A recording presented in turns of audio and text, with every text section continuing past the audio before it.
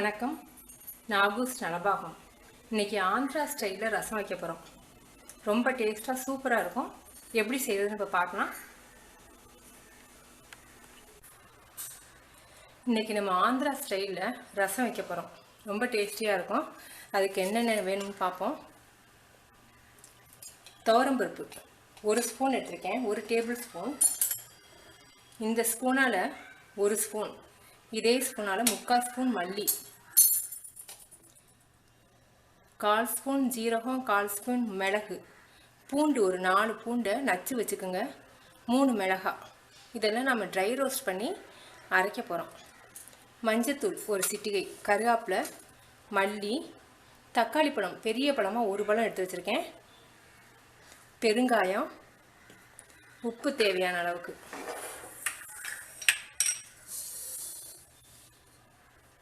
புளி ஒரு சின்ன நெல்லிக்காய் அளவுக்கு ஊற போட்டு வச்சுருக்கேன்.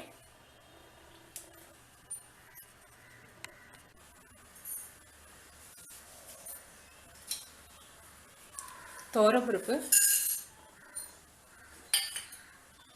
என்னோடது பாத்திரம் தாளித்த பாத்திரம், சட்னி தாளித்தேன். அந்த எண்ணெய் லேசாக ஒட்டியிருக்கு, அதனால் பரவாயில்ல, நல்லா வாசமாக இருக்கும். மல்லி,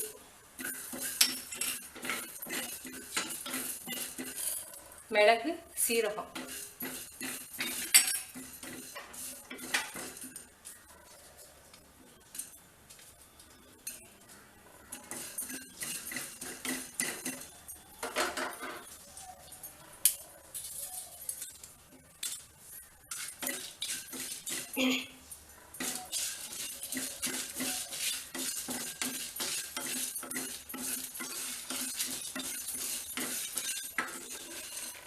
அந்த ஃப்ளேவர் வந்த பிறகு நீங்கள் அமர்த்திடுங்க.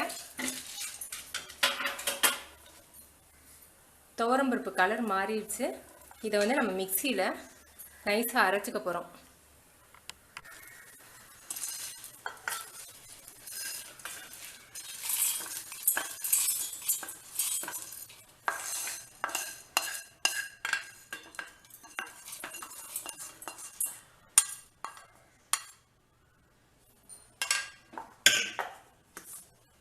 நைஸாக அரைச்சிக்கிட்டுருவோம்.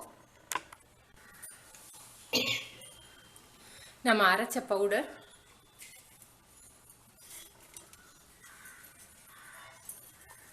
இந்த துவரம்பருப்பு நம்ம கொதிக்க விடும்போது நல்லா வெந்துடும். வெந்து ரசமும் கொஞ்சம், நீங்கள் பருப்பு தண்ணி ஊற்றவே தேவையில்லை. நம்ம ட்ரை ரோஸ்ட் பண்ணியிருக்கிறதுனால நல்லா வாசமாகவும் இருக்கும். சில பேருக்கு ட்ரை ரோஸ்ட் பண்ண தெரியாது, பண்ண தெரியாமல் கருக வச்சுருவாங்க. பண்ண தெரியாதுன்னா ஒரு 4 ட்ராப் ஆயில் ஊற்றி அதில் நீங்கள் ட்ரை ரோஸ்ட் பண்ணிக்கலாம். தக்காளி பழம் 1 பழம் நைஸாக நறுக்கி போட்டுக்கோங்க. இல்லை சில பேருக்கு இந்த தக்காளி கடிபடுறது பிடிக்கும் ரசத்தில், அப்படி இருந்துச்சுன்னா நீங்கள் அப்படி போட்டுக்கலாம். மஞ்சத்தூள், புளிக்கரைசல் தண்ணி,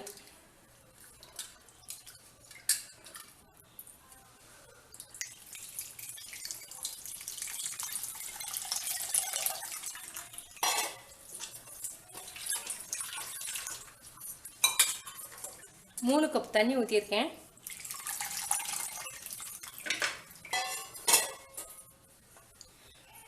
கொஞ்சமாக கருவேப்பிலை போட்டுக்குவோம், தாளிக்கையில் வேற கொஞ்சம் போட்டுக்க போகிறோம். உப்பு தேவையான அளவுக்கு. இப்போ இதை நல்லா கொதிக்க விட போகிறோம். இது நல்லா கொதிச்சு 3 கப் தண்ணி ஊற்றிருக்கோம் இல்லையா, அது 2.25 கப் வரணும். அப்படி வரும்போது தக்காளி பழம் நல்லா வெந்துடும், துவரம்பருப்பும் வெந்து கொஞ்சம் நல்லா கலராகவும் வந்துடும்.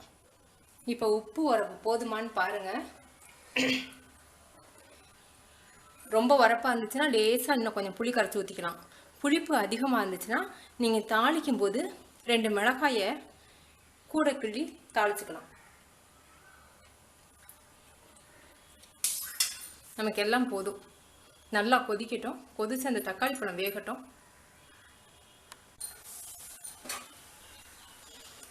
ரசம் நல்லா வாசம் வருது, நல்லா தக்காளி பழம்லாம் வெந்துருச்சு.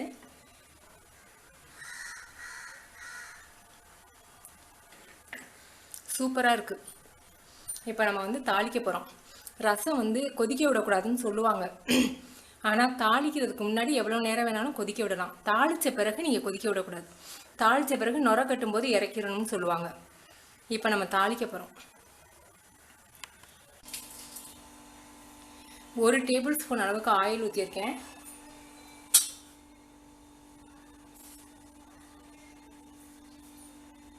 கடுகு கொஞ்சம், சீரகம், கடுகு சீரகம் 1/4 ஸ்பூன், வெந்தயம் 1/4 ஸ்பூன், 1/4 ஸ்பூனோட கம்மி தான், அந்த ஃப்ளேவருக்காக போடுறேன்.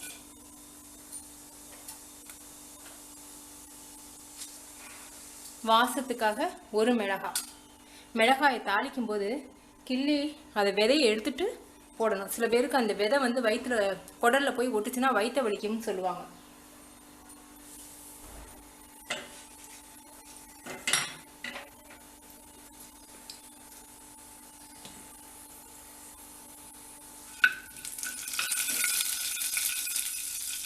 பெருங்காயம்,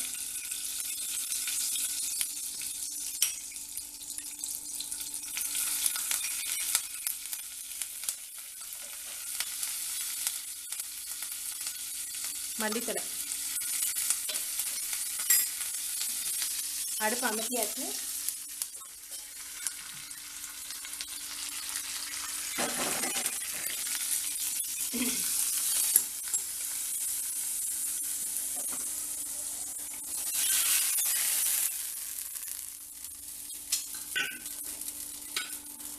இனிமேல் நம்ம கொதிக்க வைக்க தேவையில்லை. ரசம், சூப்பர் ரசம் ரெடி ஆயிடுச்சு. நீங்கள் செஞ்சு பார்த்துட்டு உங்கள் கமெண்ட்ஸ் எனக்கு சொல்லுங்கள். தேங்க்யூ.